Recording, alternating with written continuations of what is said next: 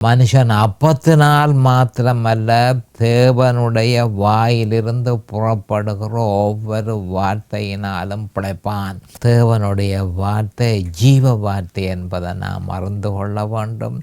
தேவனுடைய வார்த்தை உயிருள்ள வார்த்தை என்பதை நாம் அறிந்து கொள்ள வேண்டும். அப்போ அந்த வார்த்தை தான் இயேசு கிறிஸ்து என்பதை அறிந்து கொள்ள வேண்டும். அந்த மாம்சமாக வந்த இயேசு கிறிஸ்து தான் நம்முடைய பாவத்திலிருந்து நாம் விடுதலை பெறுவதற்காக தன்னை பலியாக சிலுவையில் ஒப்பு கொடுத்து நம்முடைய பாவத்திலிருந்து நமக்கு விடுதலை தந்தவர் என்பதை ஒவ்வொரு கிறிஸ்தவனும் எந்த காலத்திலும் அதனை தொடர்ந்து விசுவாசித்து அந்த விசுவாசத்தில் நிலைத்திருக்க வேணும் என்பது தேவனுடைய எதிர்பார்ப்பாக இருக்கிறது.